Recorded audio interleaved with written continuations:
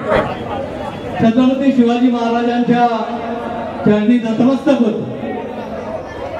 भारताच्या घटनेचे शिल्पकार डॉक्टर बाबासाहेब आंबेडकरांना स्मरण कर। या परशुरामाच्या नगरीत परशुरामाला प्रथम स्मरण करतो। चिपळूणच्या बहिणी देवाला नतमस्तक होतो।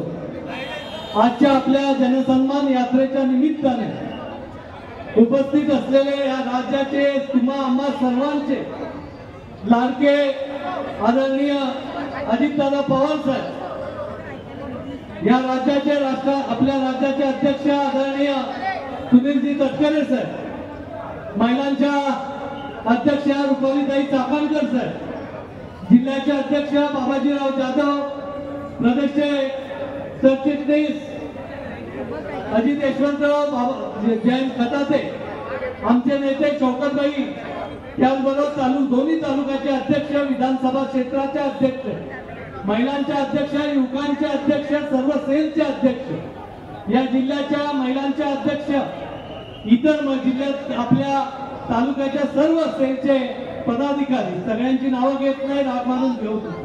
सर्व आदरणीय मान्यवर व्यासपीठावरचे मोठ्या संख्येने उपस्थित असलेल्या माझ्या सगळ्या भगिनी, या सर्व मतदारसंघातील सर्व गावातील प्रमुख कार्यकर्ते, इतर वयोवृद्ध मान्यवर बंधू आणि भगिनी, पत्रकार मित्र, सर्व टीव्हीचे चॅनल, सर्वच परिसरातील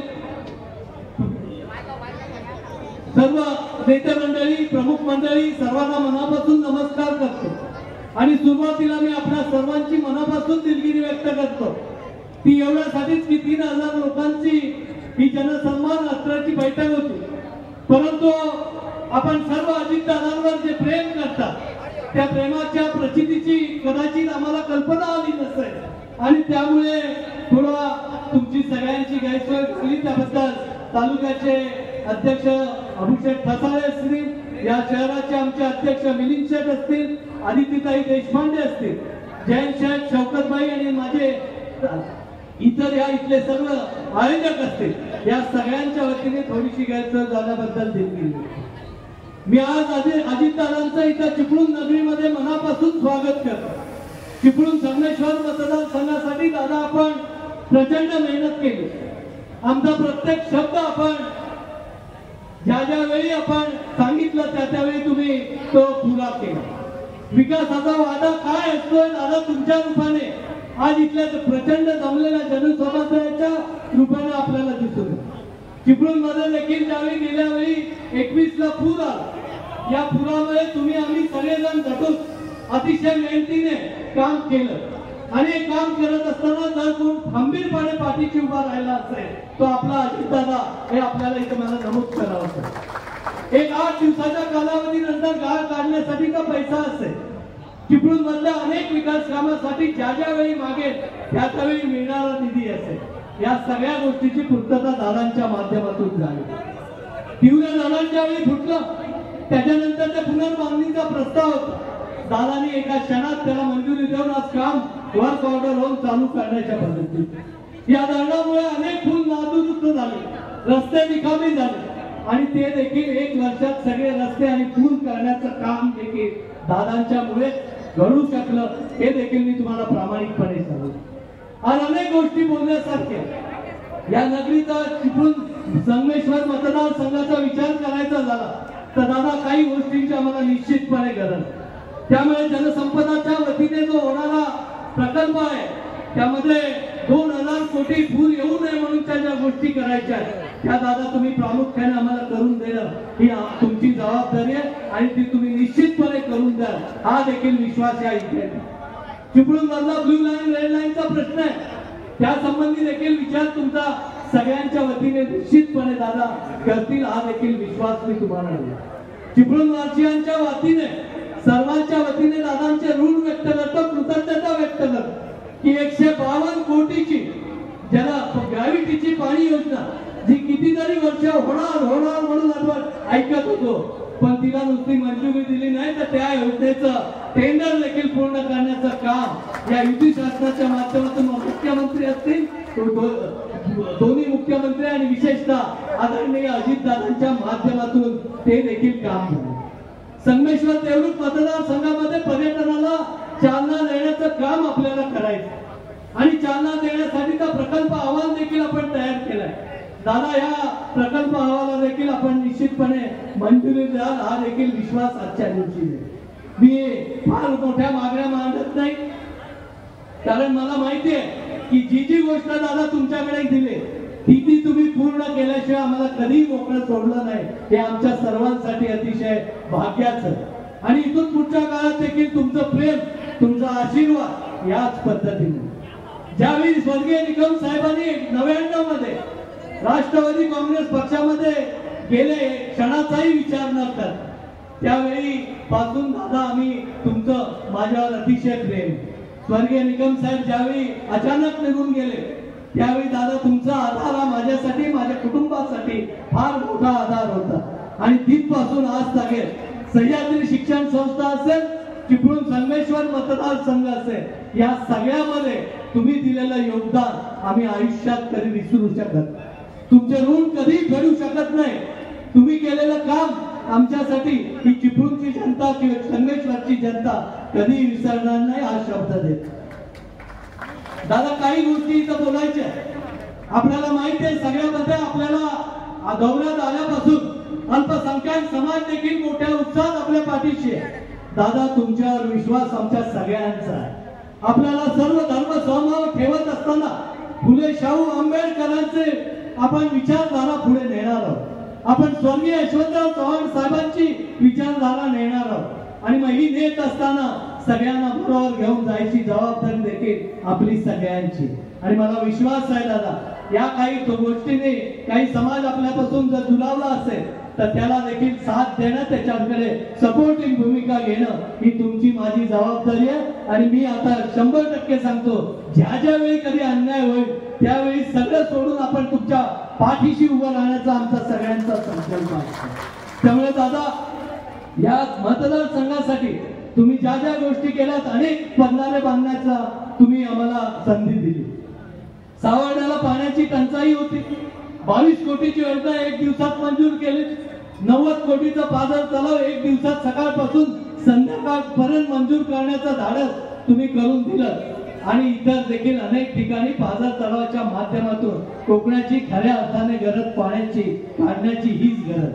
आम्हाला मोठ्या धरणाची गरज नाही, आम्हाला छोट्या छोट्या पाझर तलाव आणि जलसंधारणाची कामं कोकणामध्ये विशेषतः व्हावी हीच आमची मागणी आहे. आणि दादा, ती तुम्हीच पुरी करू शकता हा देखील विश्वास आजच्या दिवशी मी व्यक्त करतो. काही गोष्टी आहेत, अलोऱ्यासारख्या ठिकाणी जलसंपदाची जागा खूप मोठ्या प्रमाणात आहे. जर छोटे छोटे उद्योग आपण आणू शकलो, वेगवेगळ्या ऍग्रिकल्चर शेती पूरक व्यवसाय तिथं निर्माण करू शकलो तर खूप मोठी रोजगाराची संधी देखील युवक वर्गाला मिळणार आहे. आणि मला वाटतं ती मिळवून देण्यामध्ये आपण सगळेजण माझ्या पाठीशी ठामपणे उभे आहे. या एवढ्या मोठ्या संख्येने लाडक्या बहिणी आल्या.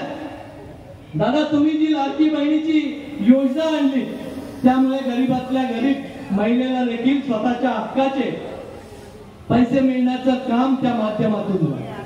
मी परवा एका खासदार महिला भगिनींचं वाक्य ऐकलं की त्या म्हणाल्या, 1500 रुपये देऊन काय माझ्या बहिणी साथ देणार, अख्खा नवऱ्याचा पगार खाल्ला नाही तरी कधी साथ देत नाही. हे वाक्य एक बहिणी बोलते, ह्याच्यासारखं दुर्दैव कुठचं. एक अजून एक जण म्हणाले की काँग्रेसची सत्ता आली तर 1,500ची आम्ही 2,000 देऊ. तेवढा दुसऱ्या आमदार विदर्भाचे बोलून गेले की जर सत्ता आली तर दुसऱ्या मिनिटाला ही योजना आम्ही बंद करू. म्हणजे किती खोटं बोलतात हे देखील आपण सगळ्यांमध्ये बघितले. म्हणून दादांच्या मागे, महायुतीच्या मागे आपण सगळेजण राहिलो तर निश्चितपणे या योजनेचा लाभ महिला भगिनींना याच्यापेक्षा जास्त पटीने मिळेल हा देखील आजच्या दिवशीचा विश्वास व्यक्त. आपल्या सर्वांना माहिती आहे की व्यावसायिक शिक्षणाची सोय, मुलींच्या शिक्षणाची सोय हा एक क्रांतिकारक निर्णय अजितदादांच्या पुढाकाराने या बजेटमध्ये आपल्या माध्यमातून घेऊ शकला. इथून पुढच्या काळात दादा आमच्या भावांचाही विचार होणं गरजेचं आहे. भावांच्या शिक्षणासाठी देखील ज्या पद्धतीने भगिनींना मोफत शिक्षण दिलं तसंच मुलांच्या शिक्षणाचाही मोफत शिक्षणाचा निश्चितपणे आपण पुढच्या काळात निर्णय करा. हा सगळा जमलेला जनसमुदाय, हा सर्वसामान्य माझा कार्यकर्ता, इथे एखादाही चहाची व्यवस्था देखील न करता जमलेली ही सगळी राष्ट्रवादी काँग्रेस पक्षाची फळी आहे.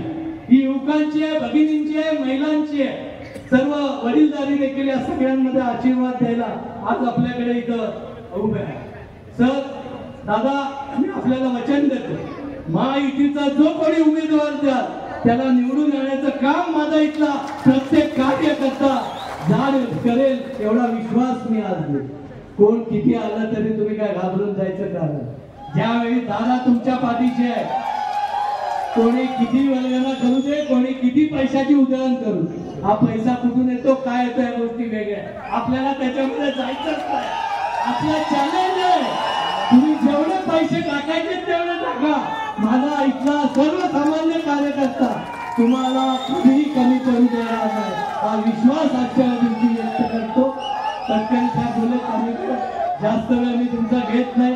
मी तुम्हाला मनापासून धन्यवाद देतो की त्या दक्षिणच्या टोकापासून जवळजवळ 2-2.5 तासाचा प्रवास करून तुम्ही प्रमुख लोक इथं आला.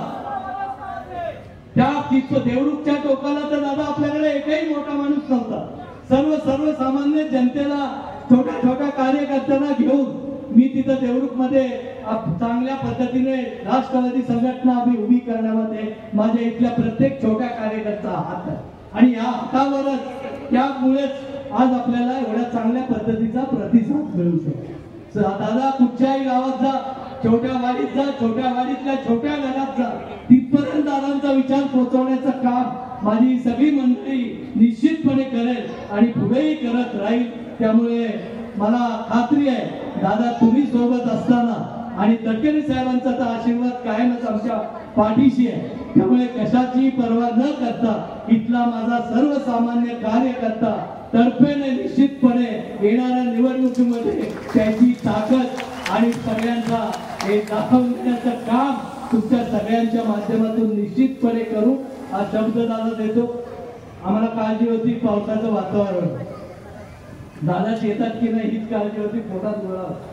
तटकरे साहेब म्हणाले काय काय कसली काळजी करतो दादा, आणि मी येणार म्हणजे येणार, कसाही येणार, आणि तुम्ही वेळेच्या आधी 5 मिनिटं आला त्याबद्दल चिपळूण आणि संगमेश्वरच्या तमाम जनतेच्या वतीने मी आपले ऋण व्यक्त करतो. आणि तुमचा आशीर्वाद आणि तुमचं प्रेम आमच्या इथल्या सगळ्या सर्वसामान्य माणसाच्या पाठीशी राहील हा विश्वास व्यक्त करतो. थोडीशी सगळ्यांची माफी मागतो, खाली बसलेले अनेक जण आहेत जे व्यासपीठावर बसण्याच्या योग्यतेचे. व्यासपीठ छोटं आहे कारण मी 3000ची तयारी केली, तुम्ही एवढे उत्स्फूर्तपणे आलात, मीच भारावून गेलो त्यामुळे बोलायचं काय हाच प्रश्न माझ्यासमोर. तुम्ही निश्चित सगळे समजून घ्याल हा विश्वास व्यक्त करतो.